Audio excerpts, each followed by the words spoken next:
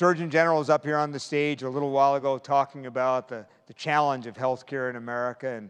And you know, and I'm thinking to myself, you got two challenges in front of you really in this room. One is this big challenge for America. How do we have affordable health care? How do we really meet the health care needs of Americans, get people to take their prescriptions, et cetera? And then you've got this need of Walmart to win the next generation of the customer so you don't become levies. And you might ask yourself, can I really make a difference in that? And I want to tell you a wonderful story. Just after September 11th, about 6 months later, in the winter of 2002, I'm in Cleveland, Ohio. I just gave a speech. I'm about to catch an airplane to give another one, and I'm late. It's an icy, snowy day. I get there just in time to be the last one to get on the plane. I sit down. I no sooner have put my bag under the seat that the woman next to me, who has not even introduced herself to me, turns to me and says, "My boss is such an idiot." I said, "Excuse me?" She said, "My boss is such an idiot. He's sending me up to this godforsaken place. They never buy anything. They never will buy anything. My boss is such an idiot." Now, the guy across the aisle overhears her and says, "Lady, not only is your boss an idiot," he said, "but the people who run this airline are idiots." He said, "Look at this, no leg room." He said, "They lost my bag last week." He said, "We're late as always." He said, "Look at the ice on these wings. We're going to die on this thing."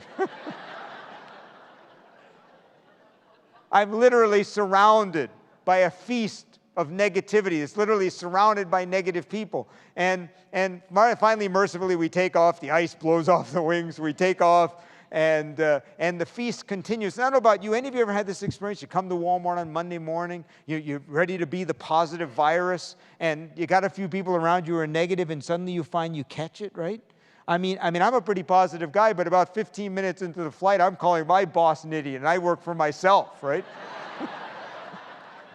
Now, it finally reaches the height of negativity when in those days they were still serving something on airplanes. They brought this kind of wrapped up Subway sandwich, wrapped up in cellophane, and they put it on our trays. And the airline is run by idiots guy actually opened it up, and he sniffed it. He sniffed the meat, and he rang his flight attendant button, and she came back, and he held it up. He said, "Miss, this is a bad sandwich." And I love what she did, because she'd obviously had enough of all of us. She took it in her hand and said, "Bad sandwich, bad sandwich." And she put it back on his tray and left. That's it. So you got the mood, right? It's like, it's horrible. Now, about 5 rows in front of us at the bulkhead, there's a little boy about 2 years old. And you know how little kids on airplanes love to stand on their parents' lap and look over the seat, right, so they can see everybody? Well, all during the first half hour or so of the flight, he's trying to do that, but he can't quite do it. A couple times I saw his hair. I even saw his eyebrows a couple times, but never his face. He was like a little Jack-in-the-Box kind of going like this. And then, sure enough, about 30 minutes into the flight, he finally gets his head above the seat, and he rests his chin there, almost like a little chipmunk. And it's almost like he didn't realize we were all on the plane with him, because as soon as he saw us, he just smiled.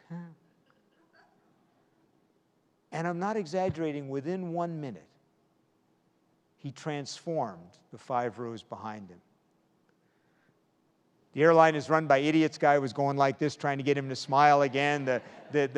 My boss is an idiot lady, turned to me and said, "You got kids?" "Yeah, 3. "How many you got?" 2. "How old are they?" She said, "We should be a little more positive like that kid. Why don't you go get him?" "Go get him." So I went up to his mother and said, "Could we borrow him for a while?" She said, "Sure, go for it," right? "It's all yours.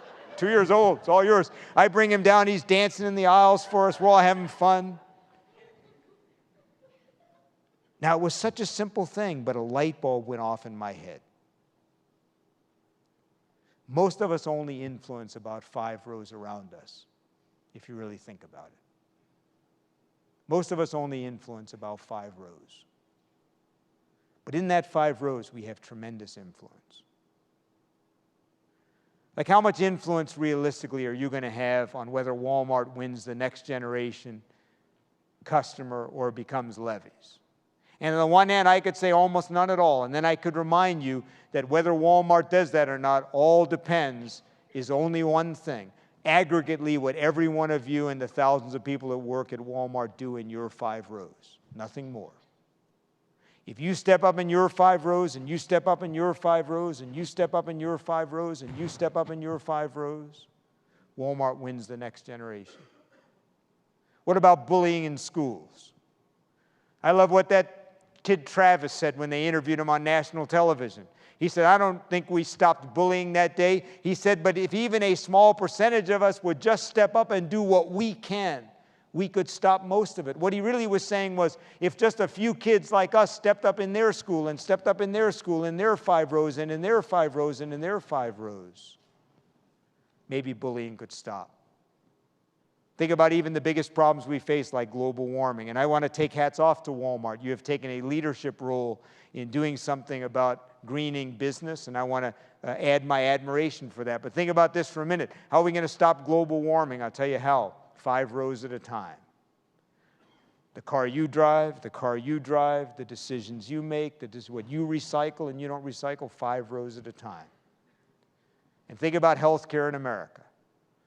Walmart can't solve it, but in your 5 rows, you're doing your part. And I want to remind you before you leave this room, what you do in your 5 rows, whether it's for that woman who was in my post office that day, for that kid who needs glasses, that senior who needs prescription, if you add those 5 rows up together, you make something really great. And I want to thank you for doing it. Keep it up. God bless you, and thank you for having me. Thanks so much. Thank you. Thank you so much. Thank you. Thank you. Thank you so much. Thank you. Thanks. Thank you.